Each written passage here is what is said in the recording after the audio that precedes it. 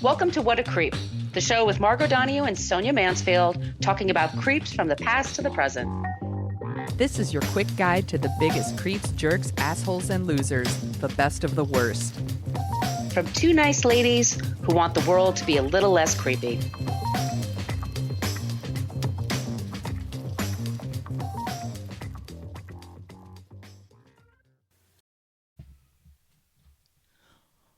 Warning.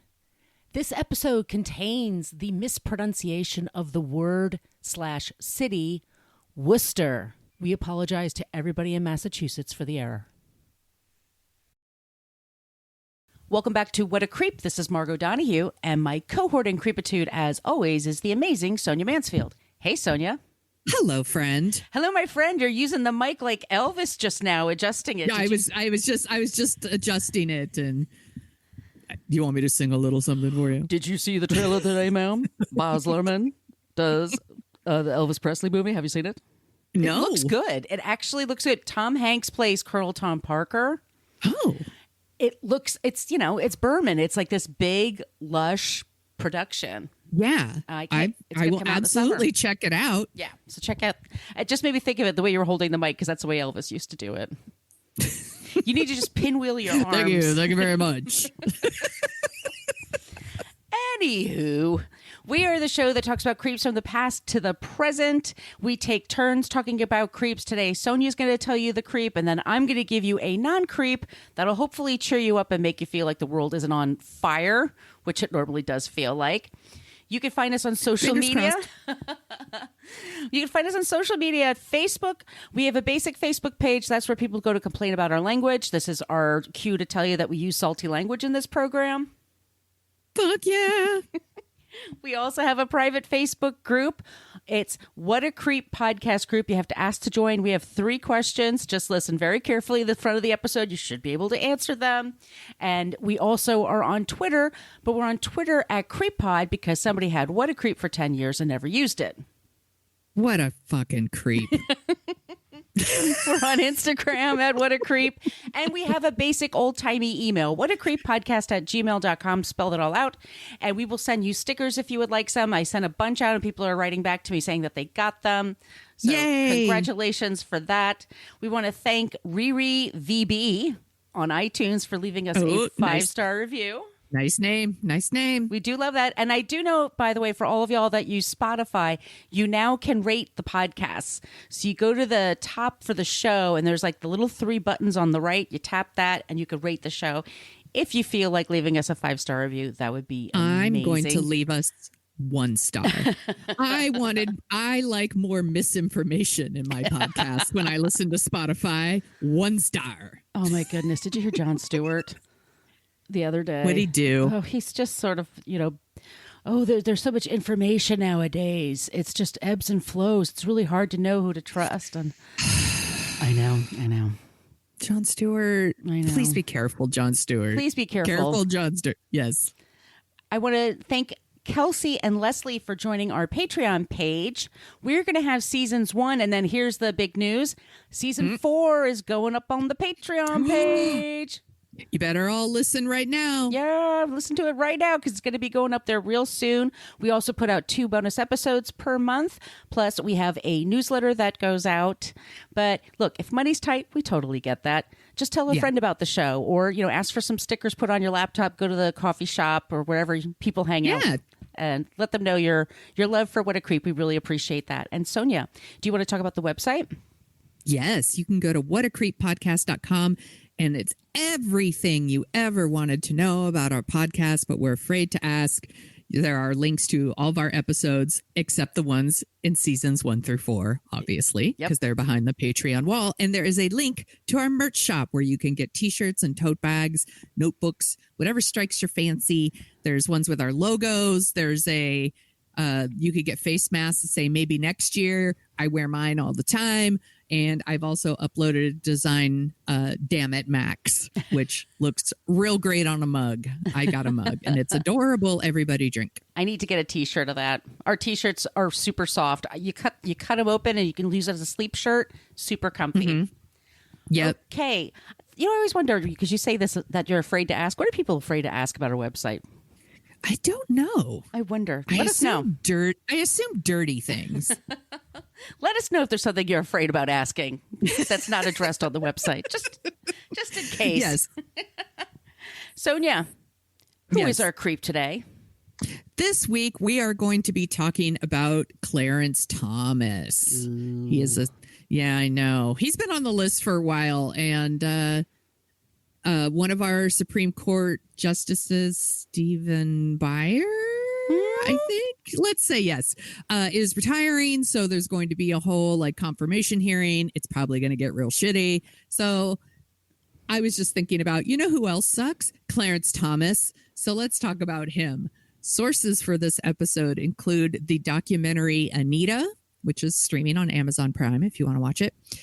I have quite a few sources here. ABC News, Slate, Mother Jones, The Nation, New Republic, New York Magazine, The New York Times, The New Yorker, Politico, Think Progress, 2 articles from The Washington Post, including one called The Nominee Soulmate. Ooh. And it's it's gross.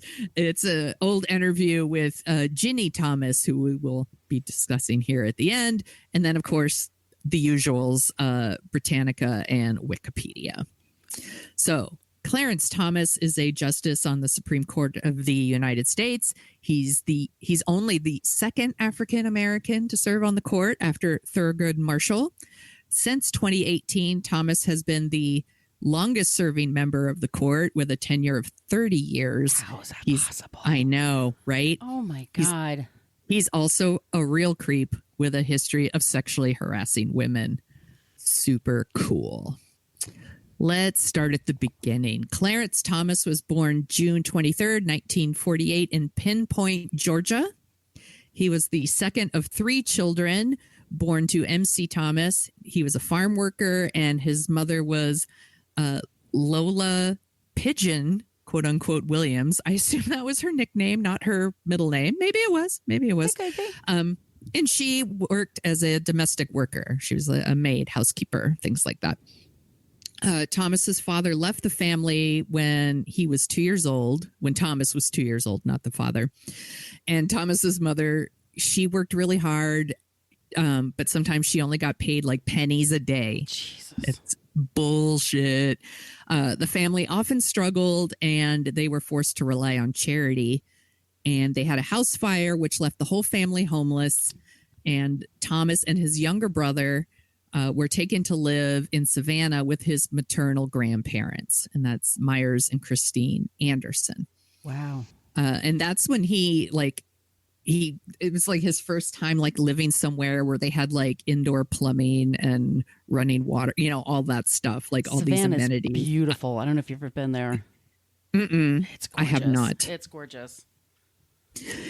He attended an all-black Catholic primary school, and then he went to a boarding school that was a seminary. I guess he was interested in going into the church.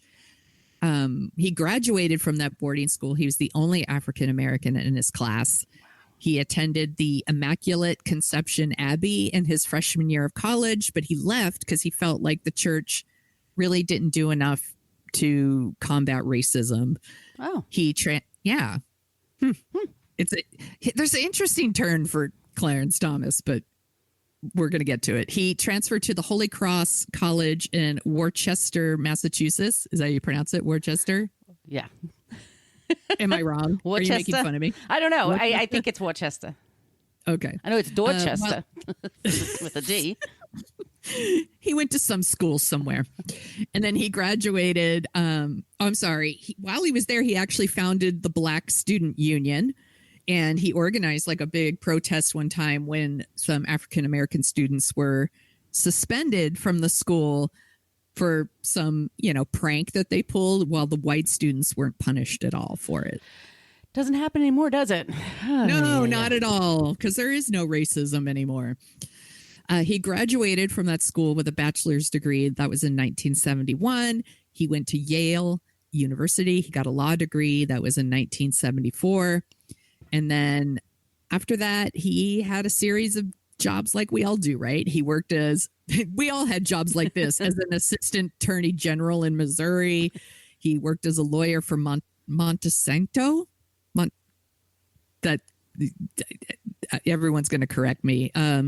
He worked as a legislative assistant to a Republican senator named John Danforth in Missouri. Monsanto? Yes. Okay. Thank you. Everyone, I can't even apologize enough for all the things I mispronounce. We should just start putting that at the top. Like, we use salty language. Sonia will mispronounce things. We know it's a thing. It's fine. So during the presidential administrations of Reagan and George H.W. Bush, he served as an assistant secretary of the U.S. Department of Education, and he also worked as the chairman of the Equal Employment Opportunity Commission, the EEOC. Really? Yes, this is going to come up a lot. And he was also a judge on the U.S. Court of Appeals for the federal district in Washington, D.C. He was appointed to that position by George H. Bush, the first Bush. So in July 1991, Justice Thurgood Marshall, once again, the only African-American ever on the court at this point, announces his retirement, and Bush nominates Clarence Thomas to replace him. And obviously, like, this was smart on Bush's part. Like, he's going to replace the only African-American on the court with another African-American male. But while Thurgood Marshall was quite liberal, Clarence Thomas is not. Let's just say he is not. No. So he's replacing a very liberal judge with someone who's quite conservative. So there was bound to be a lot of objections, and it was going to be a fight. So on top of the fact that he's just more conservative, he really didn't have a lot of experience being a judge. And really? Yeah, at this point, like he'd worked for the EEOC, he'd worked for the Department of Education, and he had only been a judge on the U.S. Court of Appeals for a year at this point. Holy shit, I didn't realize that. By the way, has Brett Kavanaugh ever been a judge? No. Like, yeah, right? And Amy Coney Barrett, I don't know if she had either. Fuck those people. Anyway. Yeah.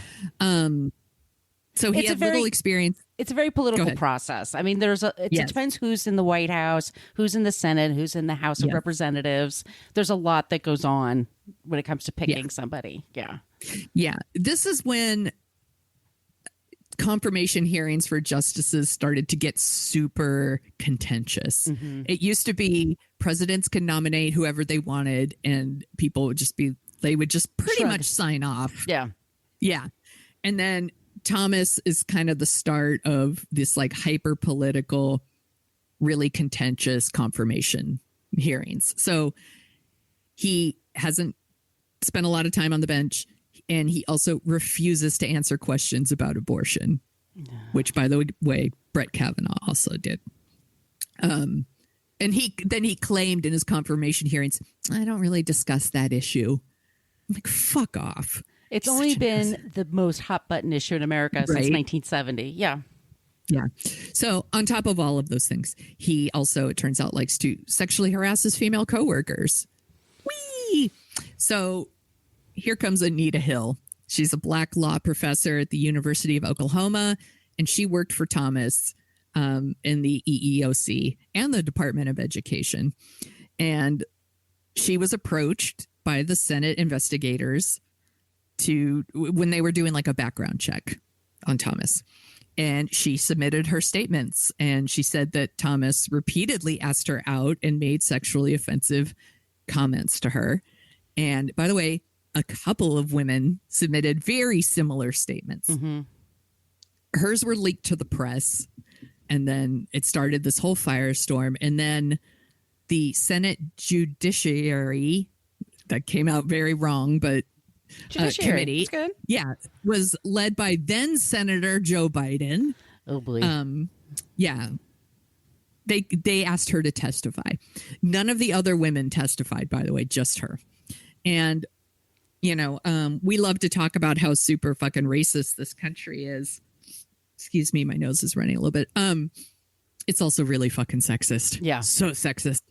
And here's Anita Hill, African-American woman, called to testify in front of a bunch of old white men.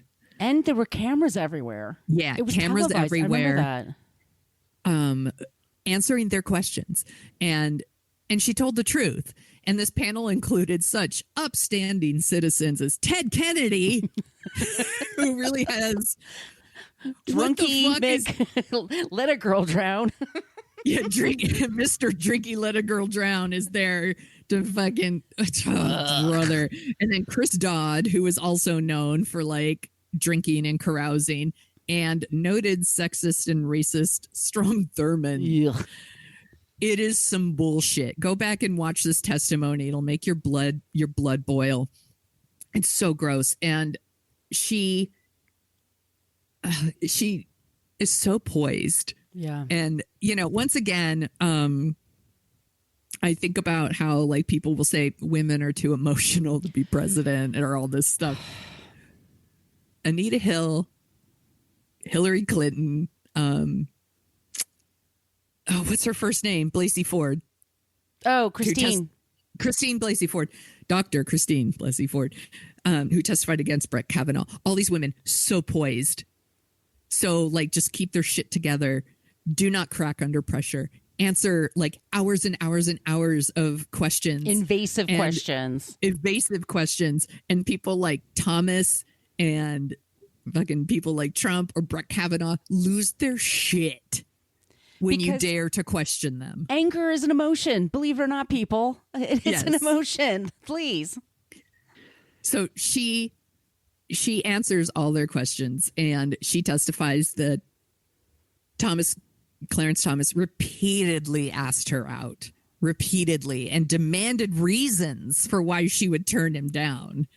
Like, she doesn't need to give reasons. She thinks you're a fucking creep. That's why. But she said she turned him down. And these are quotes from her testimony. She said, "I thought by saying no and explaining my reasons that my employer would abandon his social suggestions. However, to my regret," I love how she speaks. "In the following weeks, he continued to ask me out on several occasions. He pressed me to justify my reasons for saying no to him, and that these things kept taking place in her office or his, so they weren't heard by other people." Nobody could see it. Yeah. She testified that Thomas just loved to talk about sex at work. He would often call her into his office, and he would talk about like all the pornos he was watching. One of them in particular starred someone named Long Dong Silver, which, y'all, you can't even believe how many jokes we had to listen to about Long Dong Silver back in the 90s. Johnny Carson and David Letterman, and yeah. Yes. And he would just talk about like the most awful stuff, like the pornos he would watch about. It would be like women having sex with animals, group sex, rape scenes, all this stuff with a female employee who reports to him that he is consistently trying to pressure into dating him. And that's awful. A polite verb, really. Yes. And he would brag about what a great lover he is. And then, which is always the hallmark of not a great lover. Yeah, right. It's, he's a selfish prick who comes too soon. And then, and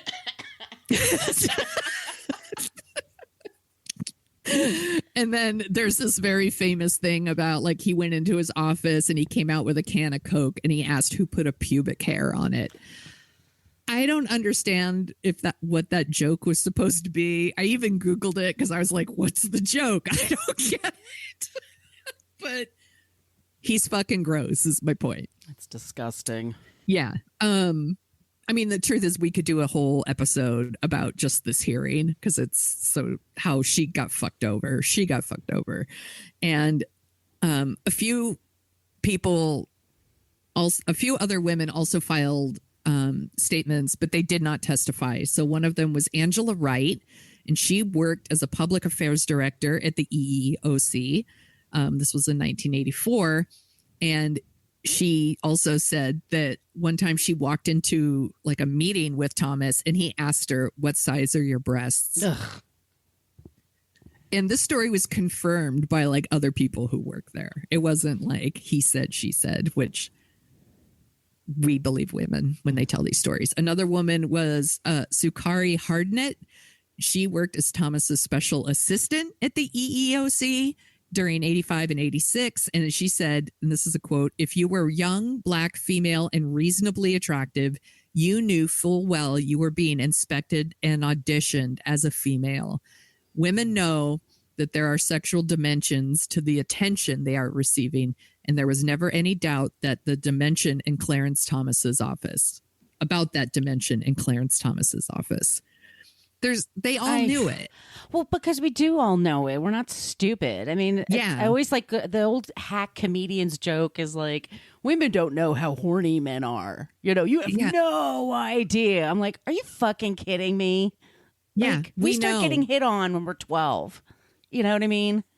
I just, we've talked about this before on the show. Like, it's just so fucking frustrating. These women are just trying to do their jobs. Just want to do their jobs. They just want to work. And by the way, if you go back and if you watch the Anita documentary or any of the footage on YouTube or anything, sexual harassment was not discussed. It was just not a thing. And so many of the men on this committee were like, what's the big deal? Mm-hmm. It's really shitty. So she testifies. These other women submit their statements. Then Clarence Thomas does his, rebuttal or whatever. And he accuses the committee of engineering a, quote, high-tech lynching. Mm. And I just wrote, oh, do fuck off, Clarence Thomas. Like, high-tech? Yeah, high-tech lynching. Oh, wow, we're all in chairs with cameras. Yeah. How high-tech. He made it all about race, and it wasn't about race. It's how you're a gross, sexually harassing motherfucker. Like, it has nothing to do with the fact that you're black. And also no experience. No real experience in being a judge. Yeah, it sucks. It sucks, And then in his 2007 memoir, Clarence Thomas called Anita Hill a tool of liberal activists, outraged because he did not fit their idea of what an African American should believe. Sure, Jim. The Senate narrowly confirmed him. It was a vote of 52 to 48. At one point, Clarence Thomas's wife, Ginni Thomas, who we're going to talk about in a little bit, called Anita Hill and left a message on her answering machine asking for an apology. It's time for you to apologize for what you said about my husband. And Anita Hill's like, you can fuck all the way off. Yeah. Oh my God. She's such an asshole. Like I said, we're going to talk about her. She's a fucking prick. But Anita Hill's a fucking hero, is what I'm saying. Mm-hmm. Once again, like, why would women make this stuff up?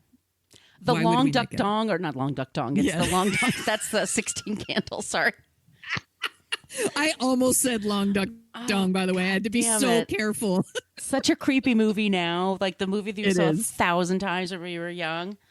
Yes. So Biden was also really creepy asking her questions. Yeah, they all were. Yeah. They all were. And they didn't understand. Right. It's their privilege.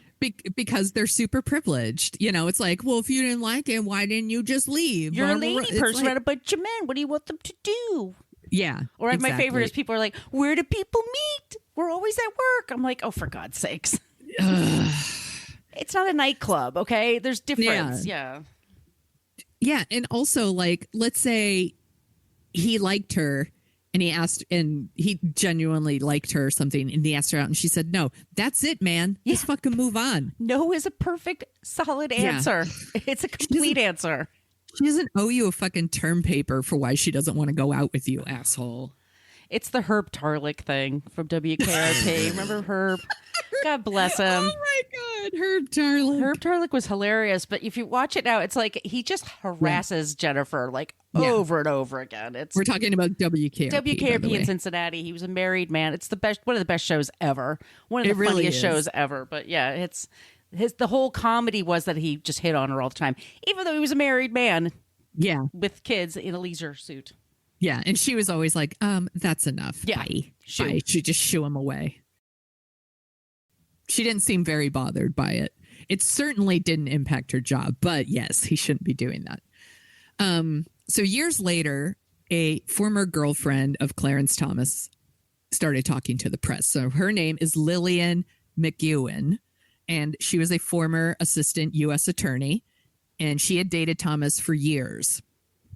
She was never asked to. I'm what? sorry. I was just like, why? I Why? find him, there's nothing appealing about the man. No. I mean, I don't get it. no. I don't get it. She was never asked to testify because they wanted people who worked with him. Yeah, You know, I get that. and she didn't work with him, but she had dated him, and she said that Anita Hill's allegations sounded very much like the man she knew. She said that, and this is a quote, he was always actively watching the women he worked with to see if they could be potential partners. It was a hobby of his. She said that he would often tell her about the women he encountered at work. He would talk about their breasts with her. What a swell guy. I know. He must have been a delight to go out with. I love it when men I'm dating talk about The hot titties women of the other women in their Yes, office. exactly. What a fucking asshole. Oh my, I would throw a fucking drink in his face. Of course. She said the instance at work where he asked the woman like what her bra size was, he told her about that. Like, it's something that he did. He was proud of it. Yeah, and she said that he was obsessed with porn and that he loved to talk about what he was watching. And there's all the nothing time. more interesting than listening to people talk about the So porn that they're into. Ugh. interesting. Such a creep. That's appropriate anywhere. Yeah. So in 1999, this is after he is now a sitting Supreme Court justice, attorney Moira Smith was invited to this dinner at her boss's house in Northern Virginia, and Clarence Thomas was going to be there, and she was like really excited to meet him. And she said that he groped her while she was sitting next to him at a table, and he was groping her. And then she was like, I'm going to move to another table. And he like groped her again. And he's like, are you sure? And she's like, yeah. And like went and sat somewhere else, you know? And it just, once again, like we have a serial sexual harasser who clearly is a misogynist. And then we have like a Brett Kavanaugh, who's like a serial sexual assaulter, and they're on the Supreme Court. And Right. Making big decisions that impact everyone, but all, you know, in particular harm women, and that totally bites. So I don't want to go through like every case that Clarence Thomas decided on the Supreme Court, because that would be a really long episode. But I'm going to just do a few highlights to show you how much he fucking sucks. So he always votes against reproductive choice. He always sides with anti-abortion. He joined the majority decision in Burwell versus Hobby Lobby. By the way, every time I see a Hobby Lobby, I flip it off. And that's the one where the employer said they religiously object to covering women's birth control. It's a major employer. It's a retail outlet. If you don't know what that is, that's where people get their, if you have a hobby, they've got a lobby for you, but they have everything. They have yarn and knitting needles and scrapbook shit. And that's where you buy it on the cheap. You buy large amounts of it. It's a big retail operation. So most places offer, if you work 40 hours or more, you get healthcare. That's how America works. Because we're the worst. We're the worst. America, fuck yeah. Fuck yeah. And some people are like, well, I have to be able to be okay with the choices that my employees make with their bodies, meaning birth control pills. Right. They'll cover Viagra, by the way, but not birth control. And they don't want to give maternity leave or paternity leave, God forbid. But they also don't want to subsidize. It's very frustrating as a woman. It's very, very frustrating. He has voted to weaken equal pay protections. The guy from the EEOC? Yes. How ironic. I know. He compared the argument for affirmative action to the argument for slavery, and he has voted against improving like racial integration in schools. Wow. Right? Here, it's going to get worse. So Thomas cast the fifth vote. This is his key vote in kind of redefining what sexual harassment means in the workplace. So in a 5-4 decision, there was this case. It was Vance versus Ball State University. LOL, Ball State. Balls. Basically, it changes the definition of who counts as a supervisor in a harassment case. God, So I'm going to beat my head against this table. I know. So the majority decision said that a person's boss counts as a quote unquote supervisor only if he or she has the authority to make, and I quote, significant changes in employee status, hiring, firing, failing, promotions, reassignments, stuff like that. What this does actually is it lets a ton of people off the hook. Yeah, I get it. They can sexually harass people because maybe they don't have say in whether or not they could be fired, because a lot of people are actually fired by people in their HR offices, which may not even be at your location. Yeah, and just sometimes people you don't want to be sexually harassed by anybody. Yes. Like even the person that's on equal level with you. I don't want you doing that. Right. I've said So no. Stop. Yeah. Mr. Sexual Harassment got to strike down protections against sexual harassment for everybody. Isn't that awesome? Who could have predicted that? Yeah, I know. Like everybody. So let's talk about his wife for a little bit because she sucks too. Well, I'll mention he's been married once before. So in 1971, he married his college sweetheart. They had one child named Amal. They separated in 81. They got divorced in 84. So he's been married once before. But Clarence Thomas met Virginia Ginni. She goes by Ginni Lamp, a lobbyist. She worked as an aide for a Republican congressman.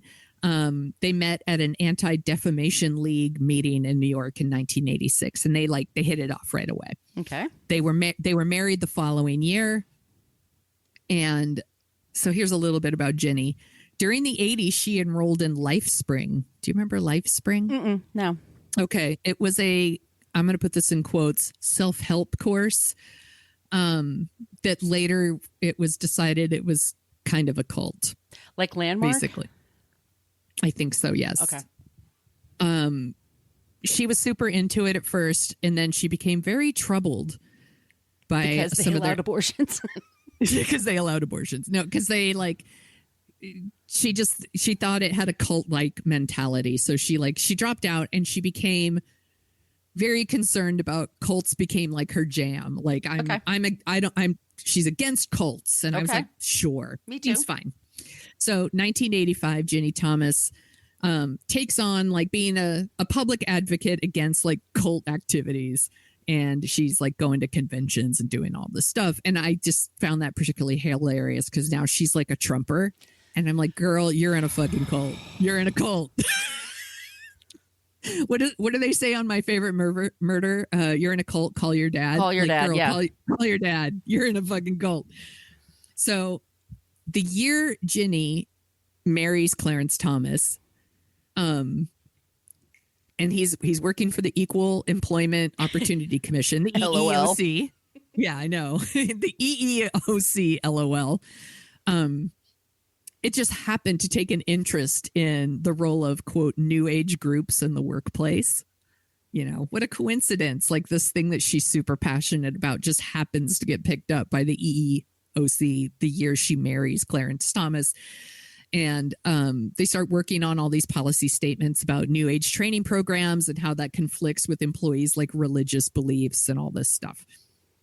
And it's just kind of the start of a really disturbing trend because now all these independent ethics organizations have noticed that Ginni Thomas, who is still a very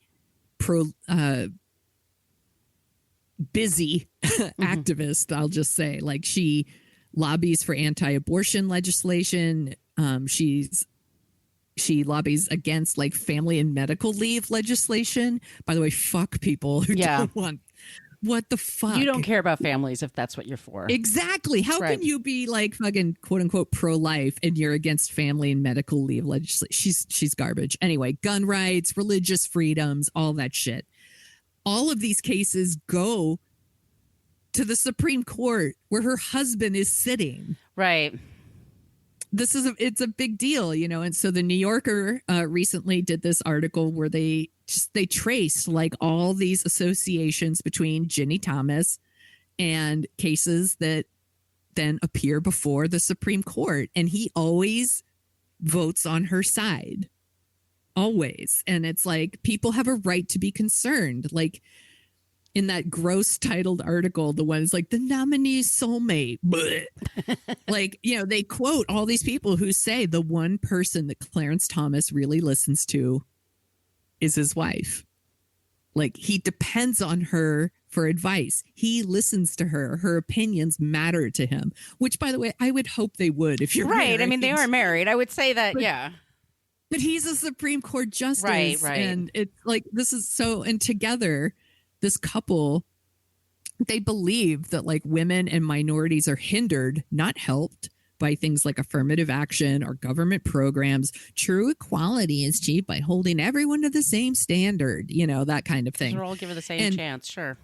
Yes, exactly. We all just start at the same place. The translation is they're the type of people who think everyone has to struggle because they did, you know, the kind of people who get to the top and then pull the ladder up behind them. Right, you know? right. It sucks.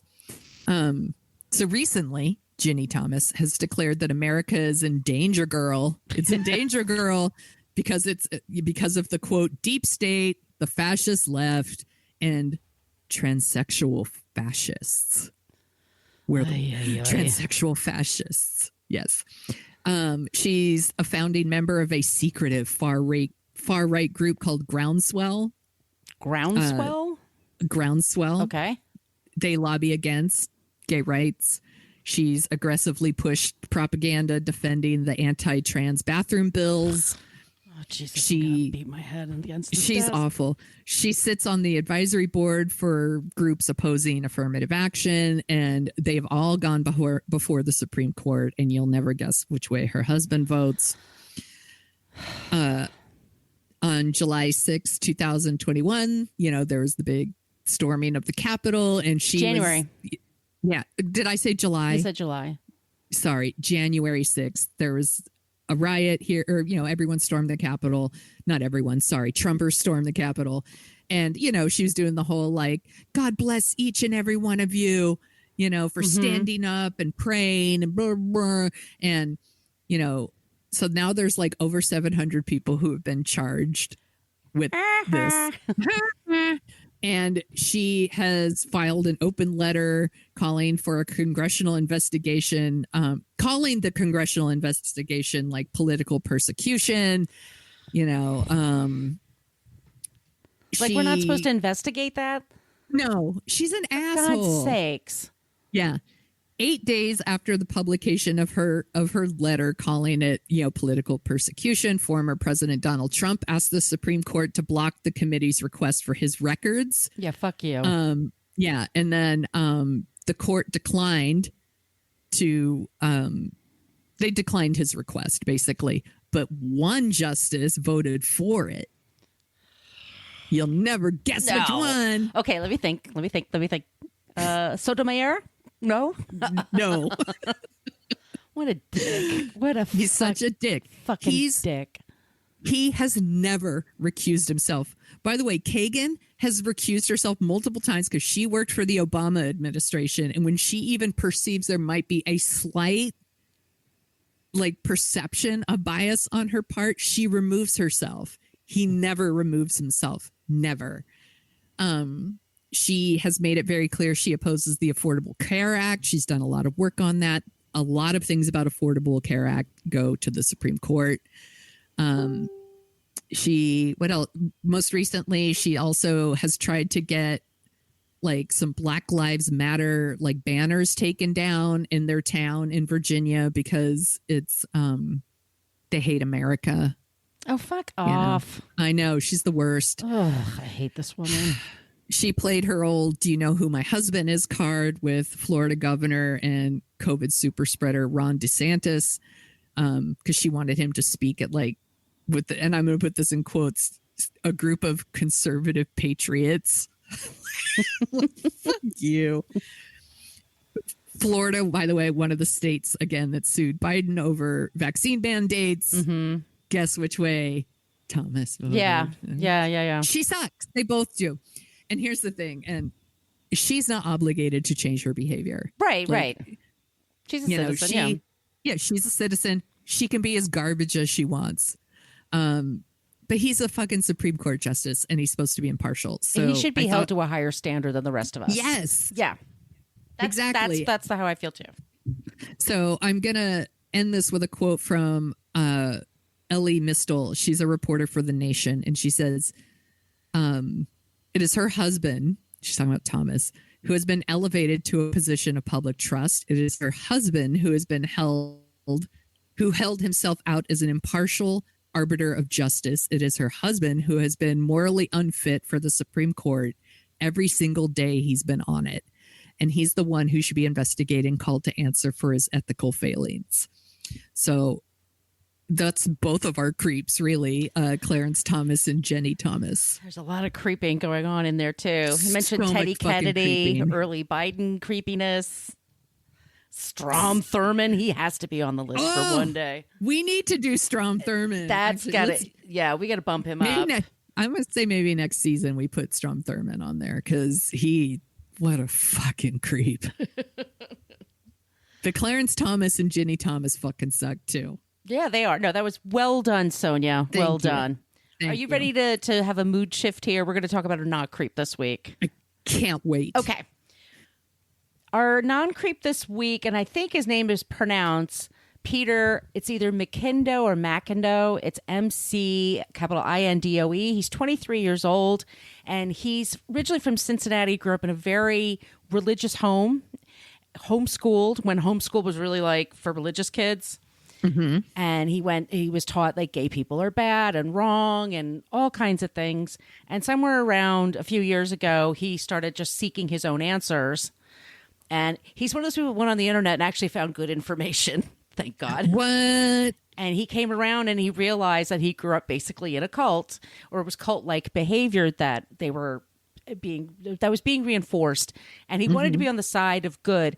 He also is a comedian at heart he's obsessed with Sacha Baron Cohen and people like him that have a character that they take out in public. And he decided like he couldn't get an audition to be on The Daily Show or something like that. He just in his moment decided, I'm going to create my own YouTube. I'm going to put out videos on Instagram. And here's what he did. He went to a women's march, and it was in January of 2017, the same day they had one in San Francisco and New York and DC. It was huge. It was all around the world. He went to one in, I believe it was in Memphis, and he saw the signs. And there's the Trump people signs, and there's the sign work at these things are amazing. It's the best part. It's the best part. I mean, it's the people watching and the sign reading. It's just amazing. Yes. But he said he saw so many crazy signs, Hillary ate a baby at a Pizza Hut, like things like that. So he there was one sign that was kind of found on the ground, and he grabbed a marker and turned the sign around, and it was blank on the other side. And he just wrote, "Birds aren't real." And then he held it up.